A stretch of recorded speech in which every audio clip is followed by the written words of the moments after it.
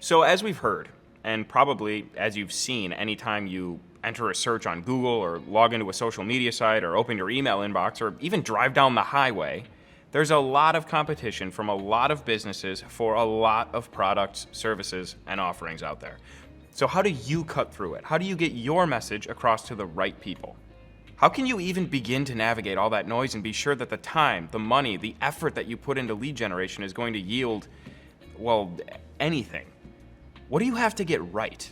And when I think about it, and you can tell me if I'm wrong here, it kind of breaks into two areas, right? There's like this preliminary strategizing, this planning kind of thing, what channels are we going to target? Where do we want to grow the audience? And the actual process of growing the audience. So if we're thinking about it from the standpoint of the business, before they launch anything, before they publish anything, what are the most important things to either consider or to get right before they start moving? Yeah. Well, this is going to seem like a strange suggestion, but it really works. And it's something that I use in all of my consulting. When I work, I specialize in helping people with their marketing strategies. And so where I start with is sometimes I'll get the executives around a table and I'll have them get out a piece of paper and I'll say, how do you finish this sentence? Only we. Now, if they write down 5 different answers, we've got a problem. It shows they don't have a marketing strategy. They're not unified in even thinking about strategy. So if you have the job in a company to do corporate communications or email marketing or social media or content, and the leaders of your company can't finish that sentence, you're being set up to fail because the company doesn't know what makes them distinctive. They don't know what to say. They don't know who to say it to. They don't know where to say it. So that's where it has to start. And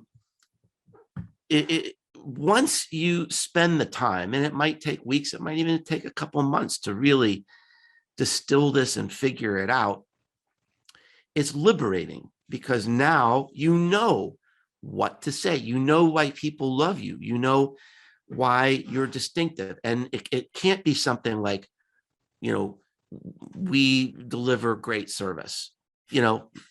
My insurance company says that.